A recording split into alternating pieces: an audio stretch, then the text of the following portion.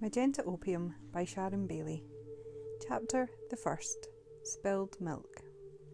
The girl who lost her mother 8 years, 4 months and 17 days previously, lost her mother in the literal, not euphemistic sense, dropped the glass in her hand.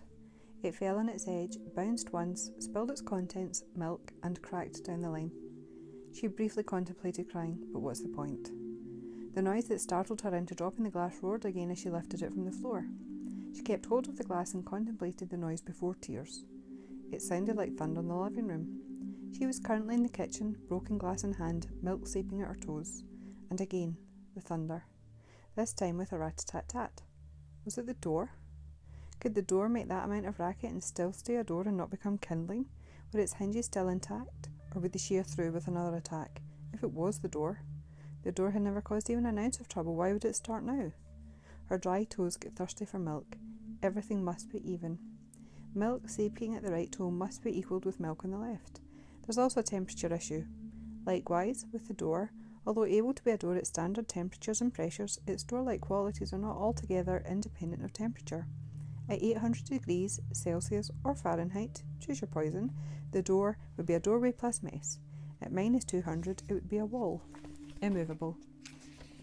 This is precisely why the Inuits didn't invent alloyed metals. She switched feet, resting her dry toes close enough to the spill to begin to dry up the moisture. The milk was 20 degrees Celsius, give or take 2 degrees Kelvin. The girl who lost her mother, literally, not euphemistically, had just put the glass, broken, empty, wretched glass in the sink when the door thundered again. She was sure that this time it was a door noise, although what the door had to be so noisy and angry about she couldn't guess. Maybe Tinkers were after the letterbox again. Stolen letterboxes were assumed to be a thing of the past, but still people blogged about theirs being taken. Tinkers were the prime suspects. What would drug addicts want with a letterbox? Nothing. Tinkers were to blame. The door was delighted when she opened it. It had enjoyed being pounded a little more than being pulped. Turns out it was the police. Shiny buttons, gelled-haired, numbers on shoulders, 2 of them, stood before the girl, now a woman, who had literally lost her mother when she was still a girl. Did police steal letterboxes? Who would suspect them? The Tinkers might, but who would listen to a letterbox thieving race? Her letterbox remained attached to the now happy door as it should, ready to receive tomorrow's special offers for the co-op and plastic bags for disused toys. Miserable but safe letterbox. If the police weren't trying to steal the letterbox, what did they want? Did police steal whole doors? The milk-damp-toed woman peeled her socks off while the shiny button spoke. "My dad's not here," Veronica said. "How old are you?" one of them asked. 22 last February, they muttered. "I'm not a retard," she said, milk-damp socks in hands and milk-damp toes wriggling. "What will we do, Sarge?" While Sarge was contemplating what to do, Veronica was contemplating the broken glass. What would Dad say? She didn't know. So instead she contemplated letters that were numbers. Numbers that had names were practically perfect in every way. Avogadro's number answered questions people never even thought to ask. But knew the answers anyway. How many molecules in your fingernails? How many atoms in a cornea? How much sugar is a teaspoonful of sugar? What percentage of table is table and how much is outer space? Do you have a computer? One of the police asked. No, Veronica answered. I use the computer at university. Not here, the other police person asked. No, there, university. Does your dad have a computer? They were playing table tennis with the questioning. At the bank. But not here. Veronica was looking at her toes and didn't see who asked. Not here. There. The bank. What about your mum? One of them asked. What about my mum? Does she have a computer? Statistically highly possible. Where is your mum? She left 8 years, 4 months and 17 days ago, Veronica answered without missing a beat. The shouldered buttons spoke among themselves. Are you sure this is the right place? Can't trust these beautiful mind types. Slow. Double check. Check. Meanwhile's cold toes became milk-crusted. When will your dad be home? Soon. What will they say about our broken glass?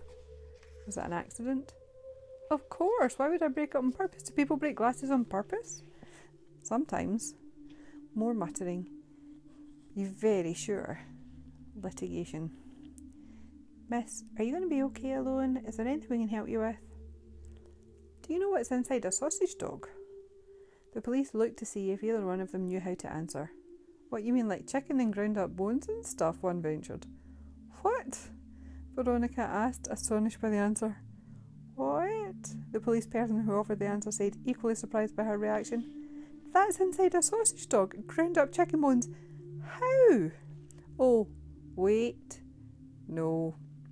Sorry, the police person shook his head. I thought you meant like a hot dog, because you said sausage. I got confused. Not a sausage dog, like a terrier, but with a longer body. Yes, I know what you mean now. The police person regretted asking if they could help. In their defence, it rarely took a turn like this when they did. What was the question again? What's inside it? That's an unusual question, miss, the other police person said. It's not, though, is it? It's a science question. Blood? Heart? Kidneys? Brain? Spleen? You mean that sort of thing?